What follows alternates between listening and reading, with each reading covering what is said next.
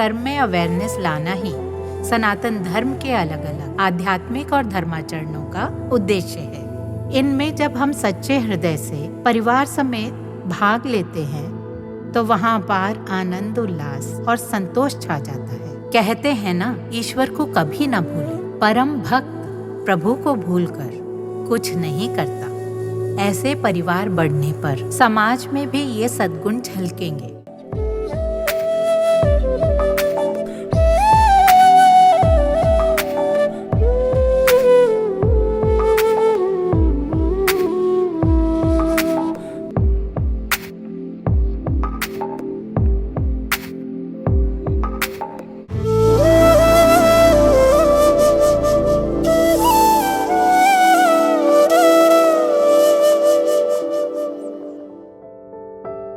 हम लोग हर चीज की कितनी चिंता करते हैं। कोई हमें पसंद ना करता हो तो हम इसी चिंता में घुले जाते हैं। ऐसा क्यों?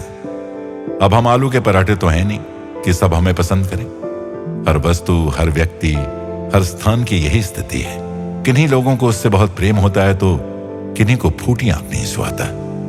कुछ भी करें, हम चाहे उल्टे लटक जाएं, सफाई पर सफाई पेश करें, पर उन्हें अच्छे नहीं लगेंगे। जो हमें नहीं चाहते वे नहीं चाहेंगे। इसलिए उन लोगों पर अपना समय और अपनी भावनाएं व्यर्थ क्यों करें? ना वे हमारे लिए बने हैं, ना हम उनके लिए। जो मुट्ठी भर लोग हमें चाहते हैं, हमारी परवाह करते हैं, उन्हें अपना पूरा स्नेह और आदर दें और अपनी निजता में रहें। अपना तो यही भाव हो, ठीक है, क्या फर्क पड़ता है? जगत में ऐसा ही होता है। इस बात को मानकर चलें और किसी के कहे अच्छे बुरे पर ध्यान न दें और ना उन्हें अच्छे बुरे का लेबल लगाएं और बस सन्मार्ग पर बढ़ते जाएं। तभी हम प्रसन्न रह सकते हैं। गीता के 18वें अध्याय का 54वां श्लोक कहता है, ब्रह्मभूत प्रसन्नात्मा न शोचति न कांक्षति समः सर्वेषु भूतेषु मद भक्तिम लभते पराम। भगवान कृष्ण ने कहा, ब्रह्म अथवा समत्व में स्थित मनुष्य सदा प्रसन्न रहता है। ना वो किसी के लिए दुखी होता है और ना ही इच्छा करता है। सब प्राणियों के प्रति संभाव रखने वाला मेरा भक्त मेरी परम भक्ति को प्राप्त करता है। प्रेम स्वरूप और आत्म स्वरूप आप सबको प्रणाम। യഥാർത്ഥ സ്നേഹവും ആദരവും ഭക്തിയും ഉണ്ടെങ്കിൽ മനുഷ്യന് ആത്മനിയന്ത്രണം ഉണ്ടാകും. മറ്റുള്ളവരെയും സ്നേഹപൂർവ്വം പരിഗണിക്കും. അവർ ദ്രോഹിക്കുകയും വേദനിപ്പിക്കുകയും അവർക്ക് ദോഷം വരുന്ന കാര്യങ്ങൾ പ്രവർത്തിക്കുകയില്ല. भारतीय संस्कृति में वर्ष के आरंभ से ही एक के बाद एक कई पुण्य दिन, व्रत, अनुष्ठान और उत्सव आते हैं। नववर्ष के आगमन के साथ ही छोटे बड़े सभी मंदिरों में उत्सव आरंभ होता है। भक्तगण व्रत रखकर मंदिर दर्शन को जाते हैं। वहाँ आचार अनुष्ठानों में पूरी भक्ति से भाग लेते हैं। फिर शिवरात्रि, जन्माष्टमी, रामनवमी, होली, गुड़ी पड़वा, विशु, गणेश उत्सव, इस प्रकार वर्षांत तक हम कितने ही पावन दिन मनाते हैं। हर प्रांत में इनकी अपनी छटा है। जब पश्चिमी देशों ने हम पर शासन किया तो वो भी चकित होकर पूछते थे कि इतने अधिक पर्व और अवकाश क्यों हैं? यही उत्तर है कि हम ईश्वर को कभी न भूलें, उनका स्मरण सदैव रहे। हमने कभी अधिग्रहण नहीं किया। सबको स्वीकारने का संस्कार है हमारा। इन पर्वों से ही हमारा धर्म जीवित रहा और हमें इसे आगे भी कायम रखना है। प्रत्येक कर्म में अवेयरनेस लाना ही सनातन धर्म के अलग अलग आध्यात्मिक और धर्माचरणों का उद्देश्य है।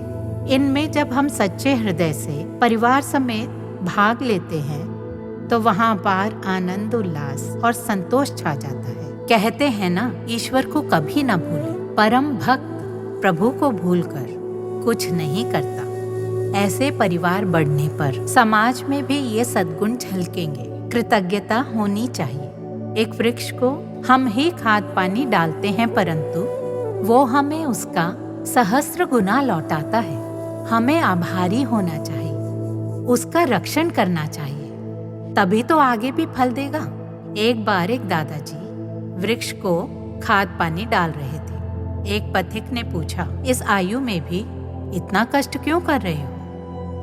तब दादाजी ने कहा, मेरे पिता के लगाए वृक्षों के फल खाकर ही मैं और मेरी संतानें जीवित हैं, तो मेरे लगाए वृक्षों का फल आने वाली पीढ़ी को मिले, इसीलिए कर रहा हूँ। हमारे भीतर और बाहर सदैव धर्म पालन और कृतज्ञता का ही भाव होना चाहिए। अम्मा भजनों में गाती हैं, हे चैतन्यमयी करुणामयी देवी, मैं आपको प्रणाम करती हूँ।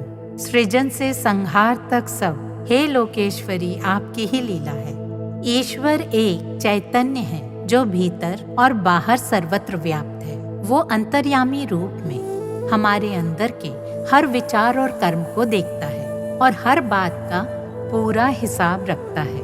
व्यक्ति में प्रेम और भक्ति हो तो आत्म संयम भी होगा। वो सबके साथ प्रेमपूर्ण व्यवहार करेगा और किसी को भी पीड़ा या हानि नहीं पहुंचाएगा। हमारी परंपरा की विशेषता है कि इसमें हर कर्म को ईश्वर से जोड़ दिया गया है। सुबह उठते ही एक मंत्र जपते हैं, फिर भूमि पर चरण रखते समय नमन करते हुए मंत्र, सूर्य देव के लिए मंत्र, प्रकृति का अलग मंत्र। इसी प्रकार सभी नित्य कर्मों के लिए भी अलग अलग मंत्र हैं। अन्न ग्रहण करने से पूर्व एक मंत्र और पश्चात भी जपते हैं। संध्या वंदन और निद्रा से पूर्व भी मंत्र है। ऐसे हर क्षण ईश्वर से जुड़ जाता है। शिशु के जन्म से लेकर नामकरण तक सब मंत्रोच्चार के साथ ही होता है। जब कटी सूत्र बांधा जाता है तब भी हम एक मंत्र जपते हैं। फिर अन्नप्राशन और विद्यारंभ भी ईश्वर को वंदन करके ही आरंभ होता है। यज्ञोपवीत संस्कार भी मंत्रों से जुड़ा है। विद्यालय जाते समय भी प्रार्थना आदि होती है। प्रथम आय मिलने पर उसे भी प्रभु चरणों में ही समर्पित किया जाता है। नया भवन बनाते समय भूमि की पूजा होती है। वृक्ष काटने से लेकर द्वार चौखट रखने और गृह प्रवेश तक हर समय पूजा होती है। विवाह जैसा पावन संस्कार हो या फिर गर्भधारण, हमारे संस्कार में जीवन के हर कार्य को ईश्वर के साथ जोड़ा गया है। इस प्रकार धर्म का पालन करते हुए पारिवारिक संबंध और जीवन का हर अंग ईश्वर से प्रभु से जुड़ा रहता है। हमारा धर्म, अध्यात्म और आचार अनुष्ठान व्यक्ति की आत्मिक सत्ता से गहराई से जुड़े हैं। जब आत्मज्ञान का ये प्रकाश हमारे विचारों, वचनों और कर्मों के माध्यम से प्रेम, करुणा और सहनशीलता के रूप में जीवन में उतरता है, केवल तभी हम सच्चे आस्तिक और ईश्वर विश्वासी कहलाते हैं। संक्षेप में भक्ति और विश्वास से हम स्वयं को ही प्रकट करते हैं। ये केवल कर्म नहीं, हमारा अपना स्वभाव है, सत्य रूप है। तो हमारे सभी उत्सव, आचार और अनुष्ठान उस सत्य तक पहुंचने के मार्ग हैं।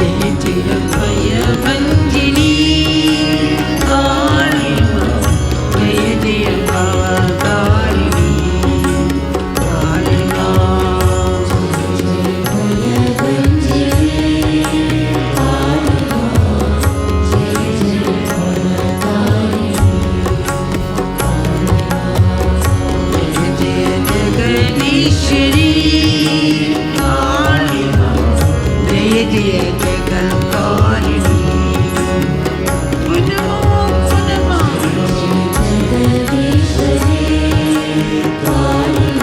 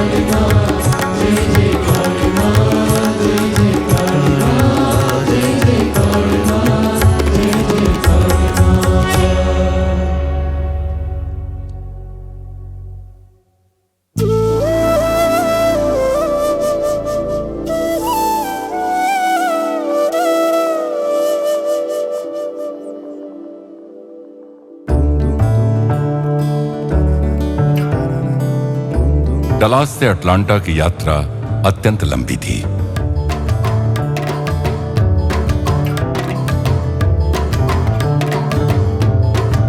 संध्या के समय उन्हें एक सुंदर उद्यान मिला जहां अम्मा रुककर ध्यान कर सकें और अपने साथ यात्रा कर रहे सभी बच्चों को भोजन परोस सकें।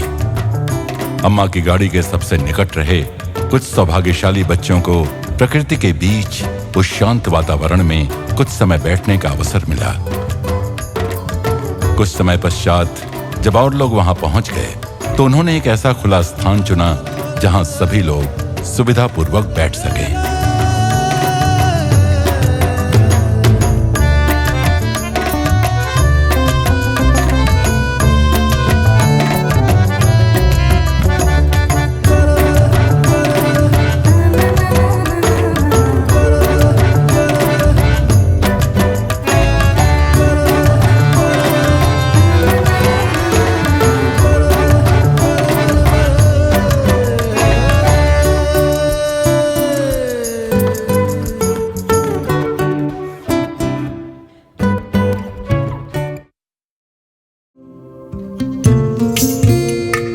जैसे ही सभी लोग बैठ गए, अम्मा ने प्रसाद बांटना आरंभ कर दिया।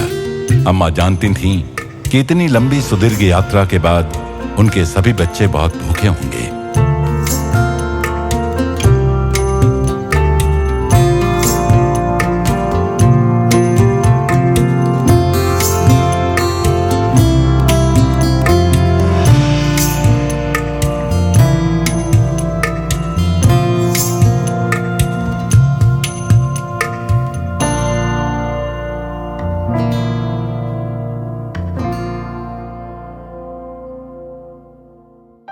जैसे जैसे सूर्यास्त होने लगा, प्रकृति माता को लेकर एक चर्चा आरंभ हो गई। एक भक्त ने अपने विचार साझा करते हुए कहा, When I was recently in Europe, there was a movement started by children. हाल ही में अपनी यूरोप यात्रा के दौरान मैंने बच्चों द्वारा चलाए जा रहे विद्यालय छोड़ो नामक एक सशक्त आंदोलन को देखा। वे प्रकृति की रक्षा के लिए कोई कठोर कदम न उठाए जाने का विरोध कर रहे थे और उनका कहना था, यदि हमारा कोई भविष्य ही नहीं है तो फिर इस शिक्षा का क्या लाभ। इस बात ने मेरे हृदय को गहराई से छुआ और मुझे अपने स्वयं के दायित्व पर विचार करने के लिए विवश कर दिया, क्योंकि मैं भी उस पीढ़ी का एक अंश हूँ जिसने पर्यावरण को हानि पहुँचाने में अपना योगदान दिया है। विचार करने पर मुझे अनुभव हुआ कि अम्मा के साथ बिताए गए इन वर्षों में यात्राओं के दौरान हमें एक प्रकार का व्यावहारिक प्रशिक्षण ही मिल रहा है। वे हमें सादा जीवन जीते हुए अपनी आवश्यकताओं को सीमित करना सिखाती हैं, जैसे स्थानों को मिल बांटकर उपयोग करना, न्यूनतम साधनों में जीना और अनावश्यक सुख सुविधाओं का त्याग करना। जहां एक ओर संसार प्रकृति में जीवित रहने की कार्यशालाएं आयोजित करता है, वहीं अम्मा हमें आवश्यकता और इच्छा के बीच का अंतर समझाकर प्रकृति के साथ सद्भाव में जीना सिखाती है। अपने सत्संग में अम्मा ने कहा, പാവപ്പെട്ട കൊച്ചു പോയി പ്രാർത്ഥിക്കണം, എനിക്ക് എല്ലാവരും ഇടുന്ന പോലെ ഒരു ഷൂസ് എനിക്ക് തരണേ, മേടിക്കാൻ പൈസയില്ല।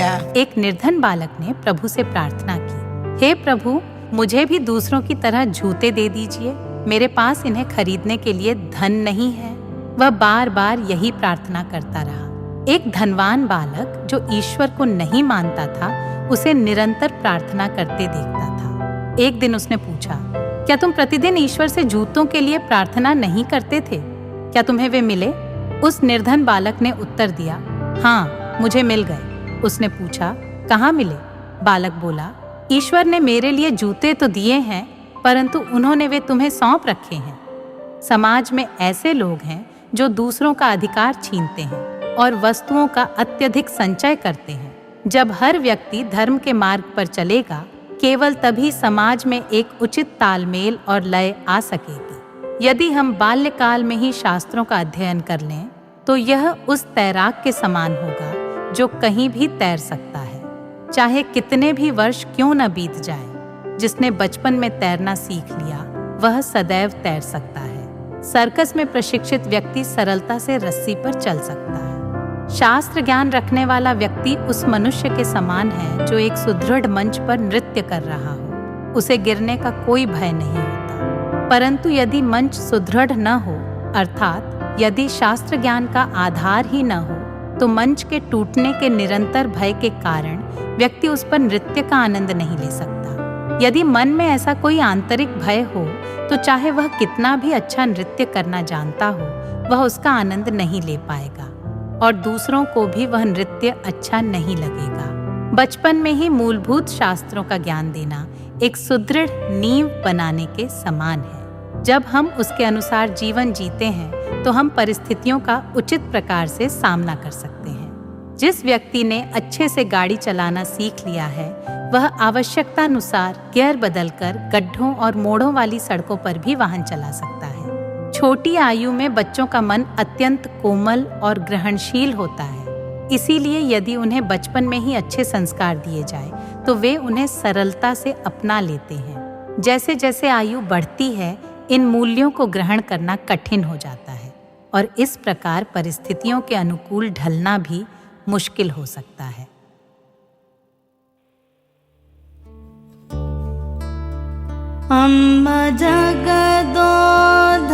यात्रा पर पुनः निकलने से पूर्व अम्मा ने देखा कि कुछ स्थानीय भक्त वहां एकत्र हो गए, इसलिए उन्होंने उन्हें दर्शन देना आरंभ कर दिया।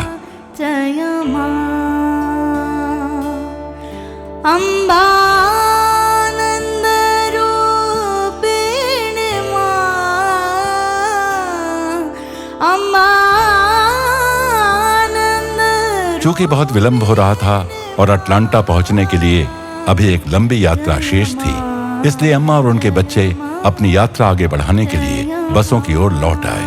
वे सभी जानते थे कि अटलांटा में भक्त उनके आगमन की अत्यंत उत्सुकता से प्रतीक्षा कर रहे होंगे। अम्बा जगदोधारिणी मां, जय मां जय